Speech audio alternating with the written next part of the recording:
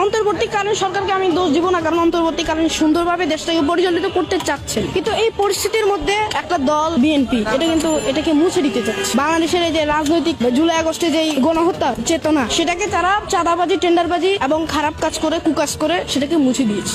রাজনৈতিক পরিবেশে 1971 সন থেকে এই পর্যন্ত যদি কোনো হিসাব করা হয়, ইসলামিক দলগুলো ব্যতীত বাংলাদেশে কোনো দলই সুন্দরভাবে তাদের রাজনৈতিক পরিবেশটাকে গড়ে তুলতে পারে, একমাত্র ইসলামিক দল ছাড়া। এর ভিতরে জামাত ইসলামী আছে, চরমনি আছে, যদিও ভুল ত্রুটি ছিল চরমনি, তারা আওয়ামী লীগের সাথে হাত ছিল তাদের, তবুও তাদেরকেই বলা যায়। 5 আগস্টের আগে যেমন আওয়ামী লীগেরা ছাত্রদের হত্যা করেছে, পুলিশ বাহিনী দিয়ে, প্রশাসন দিয়ে বাংলাদেশের মধ্যে ফ্যাসিস্ট যে কারিকুলাম সেগুলো চালু করেছে। তো 5 আগস্টের পরে অন্তর্বর্তীকালীন সরকার যখন গঠিত হয়, তখন কিন্তু অন্তর্বর্তীকালীন সরকার যেভাবে দেশটা পরিচালিত করছে এটা খুব ভালো, কিন্তু একদল সেই বাংলাদেশটাকে নিভিয়ে দিতে চেয়েছে। এখানে চাঁদাবাজি, টেন্ডারবাজি, ধর্ষণ ইত্যাদি করে বাংলাদেশের 2024 সনে যে জুলাই আগস্টে যে গণঅভ্যুত্থানটা হয়েছে সেটার স্মৃতিটুকুকে মুছে দিতে চেয়েছে। বাংলাদেশের জাতীয়তাবাদী দল মিটফোর্ডে ওই দিন পাথর দিয়ে মানুষ খুন করেছে, এদিকে চাঁদাবাজি করছে, বরিশালে এক মহিলা লাঠি ছোটা দিয়ে হত্যা করেছে। তো এই যে এই বিষয়গুলো বাংলাদেশের রাজনৈতিক পরিস্থিতি তারা বিকট একটা পরিস্থিতি সৃষ্টি করেছে। কয়দিন পরে পরে খুন খারাপি, পাথর দিয়ে মানুষ হত্যা করা, চাঁদাবাজি, ধর্ষণ, টেন্ডারবাজি ইত্যাদি আগের মতোই তারা পরিচালিত করছে। বর্তমানে বাংলাদেশের যে পরিস্থিতি, জুলাই আগস্টের পরে যে একটা স্বাধীন বাংলাদেশ গড়ে তুলতে পারবে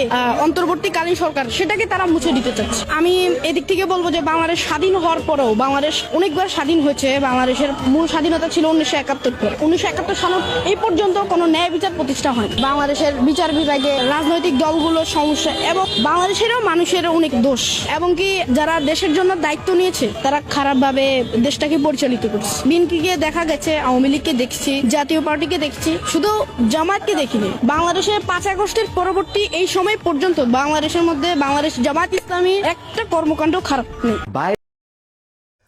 RM ইসলামিয়া চক্ষু হাসপাতাল, college road, M Hossain market, 2য় তলা, 2500 নারায়ণগঞ্জ। ইসলামিয়া হাসপাতালে যত্ন সহকারে চক্ষু পরীক্ষা করা হয়।